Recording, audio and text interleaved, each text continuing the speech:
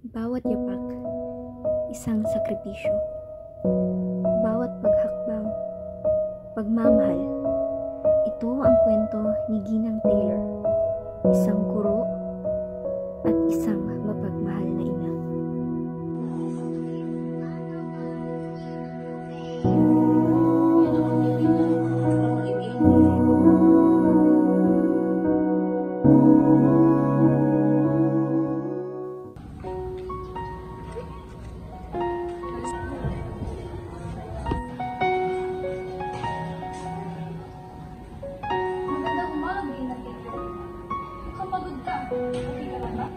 Magandang umaga po, Principal.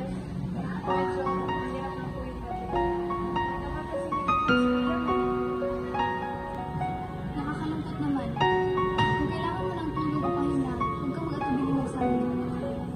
Salamat po. Susubukan ko po. Sa kanyang silid-aralan, bawat bata ay mahalaga. Bawat pangarap, kanyang sinusuportahan. Hindi lamang siya nagtuturo, siya nagmamahal, nag-aalaga, at nagbibigay pag-asa.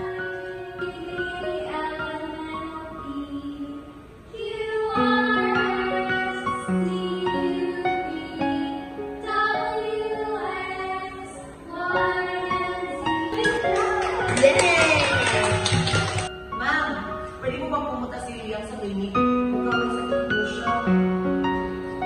Hindi anak. Gusto mo bang pumunta sa clinic? Oo. Alam ko gusto nga ako pakiramdam mo. Dadalhin kita sa clinic.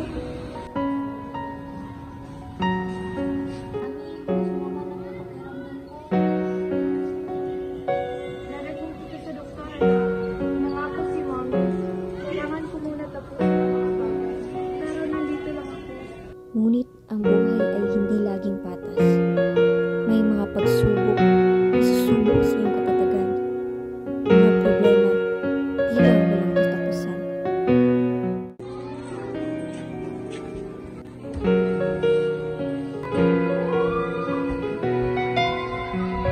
Hello? Opo, Jenkins.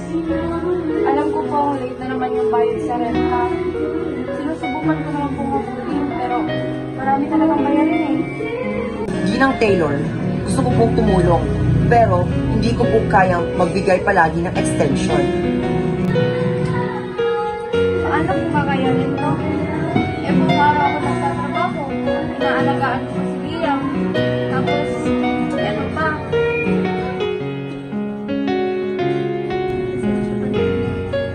Ginagawa naman ni Mami, sino mo dito ba tayo? Oo naman, anak. Wala lang. At kung minsan, sa hindi inaasahang pagkakataon, may mga anghel na dumarating, mga taong handang tumulong mag-alok ng pag-asa.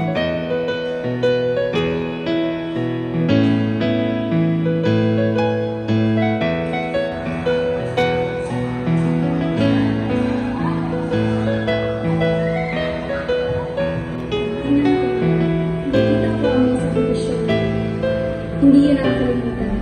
Nakipag-ugnayan ako sa ilang mga community resources para tulungan ka sa mga renta at bayaran mo.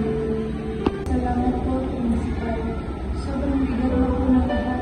Na parang araw-araw nasa bingit na ako. Higit pa sa ginagawa mo ang kaya mo. Lumalaban ka para sa anak mo. Tandaan mo, hindi ka nag-iisa. Bawat araw, isang bagong laban. Bawat pagsubok, isang pagkakataon upang maging mas malakas. Ito ang kwento ni Ginang Taylor at ng milyong-milyong mga guro na hindi sumusuko. Ito ang kwento ng pag-asa, ng pagmamahal at ng lakas sa bawat